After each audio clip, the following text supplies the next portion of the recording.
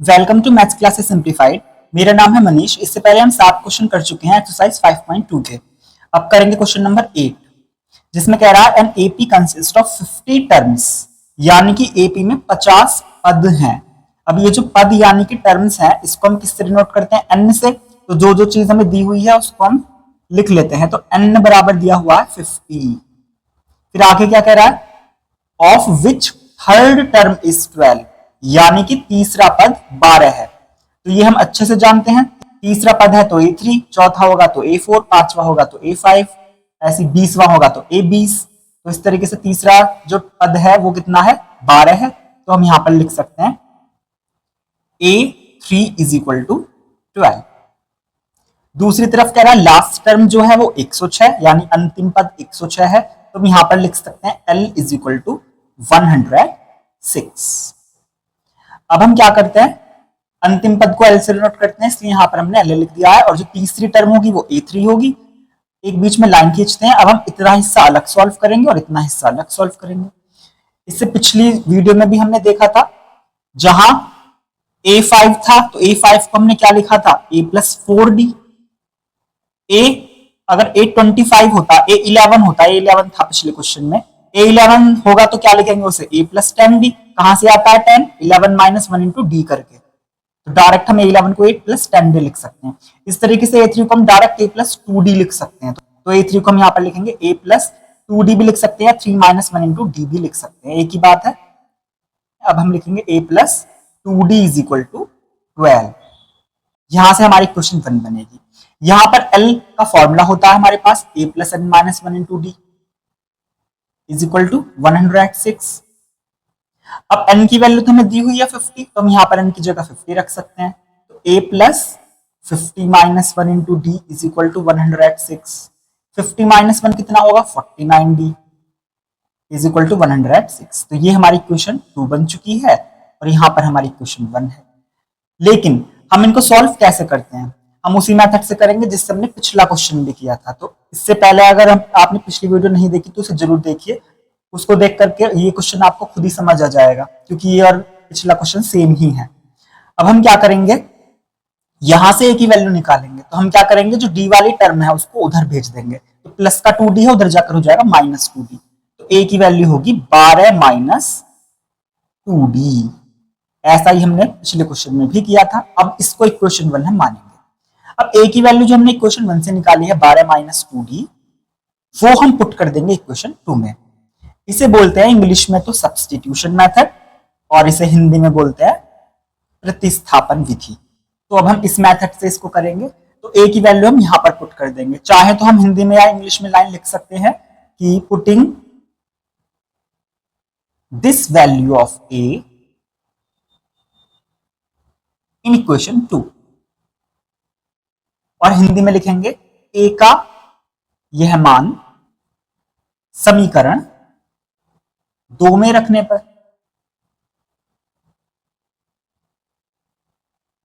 तो जहां भी A है वहां पर हम लिख देंगे 12 माइनस 2D। हम पहले इक्वेशन 2 को फिर से उतार लेते हैं। A plus 49D is equal to 106। ये हमारी इक्वेशन 2 है। अब हम क्या करेंगे? यहां पर A नहीं लिखेंगे, A की जगह लिखेंगे 12 माइनस 2D, क्योंकि इसका मतलब A ही है। तो A की जगह लिखेंगे 12 माइनस 2D, और बाकी सब ऐसे ही उतार देंगे। Plus 49D is equal to 106। अब हम D और D वाले सॉल्व कर सकते हैं, क्योंकि D D आपस में सॉल्व हो जाएंगे, लाइक टर्म्स हैं। तो प्लस का 49 है और माइनस का 2 है। तो प्लस माइनस क्या होंगे? माइनस। सबसे पहले दोनों के साइन देखते हैं। तो एक माइनस एक प्लस है तो हमेशा माइनस होते हैं, अपोजिट साइन। तो 49 में से 2 माइनस करेंगे तो बचेगा 47, और बड़ी डिजिट का साइन आएगा प्लस का 47D। तो 12 तो ऐसे ही रहेगा, और यहां लिखेंगे प्लस का 47D और इज इक्वल टू 106। अब ये क्योंकि 12 प्लस का है तो उधर जाकर किसका होगा? माइनस का। तो हम इसे उधर भेजेंगे, क्योंकि हमें D की वैल्यू निकालनी है फिलहाल। तो 106 माइनस 12, 106 और 12 को हम कर लेते हैं माइनस। तो 47D इज इक्वल टू होगा 94। अब 47 क्योंकि मल्टीप्लाई में है इधर गुणा में, तो इधर वो भाग में चला जाएगा, डिवाइड में। तो D बराबर होगा 94 अपॉन 47। 47 के टेबल में आता है 2 बार, तो 47 2 जा 94। तो इस तरीके से हमारी D की वैल्यू आ गई। तो सवाल में क्या पूछ रहा है वो अलग चीज है। पहले हमें सवाल में थर्ड टर्म 12 दी हुई है और लास्ट टर्म 106 दी हुई है। तो यहाँ से दो इक्वेशन तो बनेंगी, इन दोनों इक्वेशन को सॉल्व करके हमें ए डी तो निकालना ही है, वो भले ही कुछ भी पूछे। तो हम पहले डी निकाल चुके हैं, अब डी का ये जो मान आया है डी की वैल्यू, इसे हम इक्वेशन 1 में रख देंगे। तो यहाँ पर 2 मल्टीप्लाई में डी है तो डी की जगह रख देंगे 2, क्योंकि डी की वैल्यू 2 आई है। तो हो जाएगा 2 मल्टीप्लाई 2 यानी कि 4, 12 में से 4 घटाएंगे तो आएगा 8। इस तरीके से ए हमारा आ जाएगा 8। तो हम इसे यहाँ पर सॉल्व कर लेते हैं। चाहे तो पूरी लाइन इंग्लिश में फिर से लिख सकते हैं, putting this value of T in equation 1। Direct अभी हम सिर्फ फ्रॉम 1 करके लिख सकते हैं, फ्रॉम इक्वेशन 1। तो इक्वेशन 1 को हम चाहे तो फिर से उतार सकते हैं, a is equal to 12 minus 2d। अब हम क्या करेंगे, यहाँ पर d की वैल्यू 2 रख सकते हैं, तो हो जाएगा a is equal to 12 minus 2 multiply में 2, क्योंकि इनके बीच में मल्टीप्लाई है। अब 2 2 हो जाएगा 4, तो 12 माइनस 4 कितना होगा 8। तो इस तरीके से हमारा a और d निकल चुका है। जब हमारे a और d निकल जाते हैं तो हम कुछ भी निकाल सकते हैं। अब देखते हैं क्वेश्चन में पूछा क्या गया है। तो लास्ट में कह रहा है फाइंड द 29th टर्म, 29वां पद ज्ञात कीजिए। तो हम निकाल देंगे। तो a29 इज इक्वल टू कितना होगा, a29 होगा a प्लस 28d। तो a प्लस चाहे तो 29 माइनस 1 भी लिख सकते हैं, ये वही फॉर्मूला है an वाला जो ये था। l की जगह हम an भी लिख सकते हैं। an को क्या लिखते हैं हम, a plus n minus 1 into D. तो n की जगह बस 29 करना है, तो a29 बराबर होगा a plus 29 minus 1 into D. तो हो जाएगा a प्लस 28d।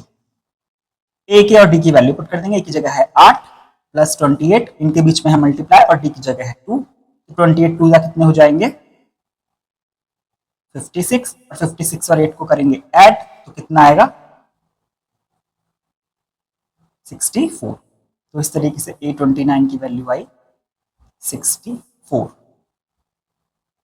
यानी कि जो हमारी 29th टर्म है, 29वां पद,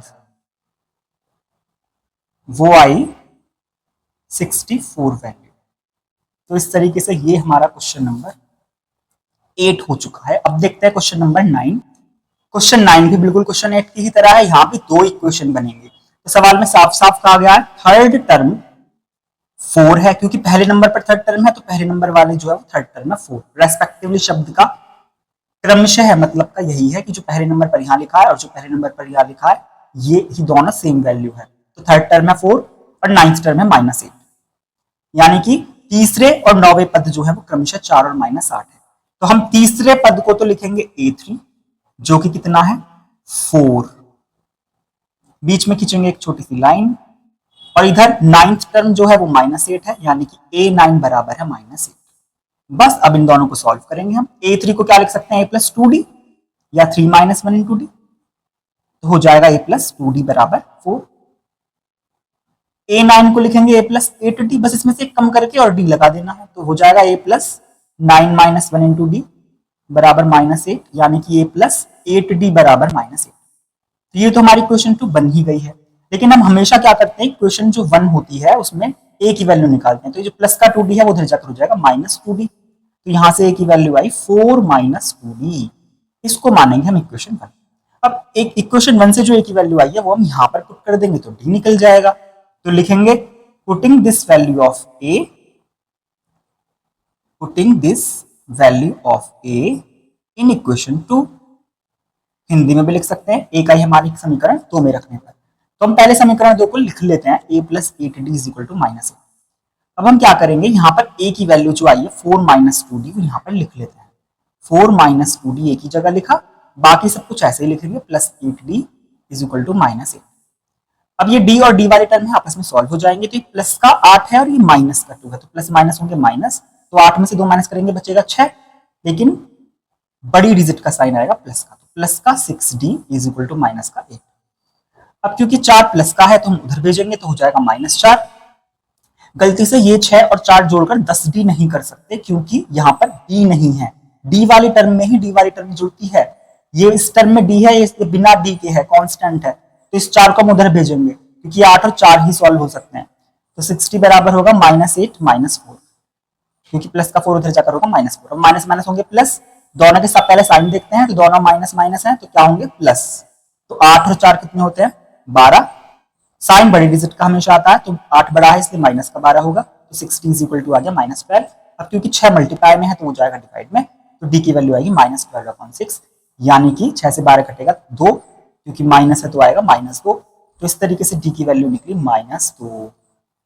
अब जो डी का मान आया है -2 पुट कर देंगे हम इक्वेशन 1 में। तो हम लिखेंगे यहाँ पर फ्रॉम 1, पहले हम इक्वेशन 1 सेम टू सेम उतार देते हैं। a इज इक्वल टू होगा 4 - 2d, तो d की वैल्यू -2 हम यहाँ पर रख देंगे, तो हो जाएगा a is equal to 4 - 2 multiply में -2, d की वैल्यू है -2 और इनके बीच में मल्टीप्लाई है तो मल्टीप्लाई लगा दिया। अब 2 2 होंगे 4 और माइनस माइनस मल्टीप्लाई में क्या हो जाते हैं प्लस, तो हो जाएगा 4 + 4, तो 4 और 4 कितने होंगे 8, तो a की वैल्यू आ गई 8। तो हमें हर सवाल में सबसे पहले a और d ही निकालने हैं जब हमारी दो इक्वेशन बनी होती है।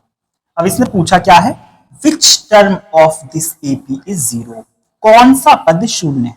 तो हमेशा याद रखना है जब जब लैंग्वेज में क्वेश्चन में विच टर्म लिखा हो और हिंदी में लिखा हो कौन सा पद, तो ये विच और कौन सा को हाईलाइट रखिए, क्योंकि जब जब ये शब्द आएंगे इसका मतलब है हमें निकालना तो n है, क्या निकालना है n, लेकिन जो विच टर्म के आगे लिखा हुआ होता है वैल्यू वो हम an मानते हैं।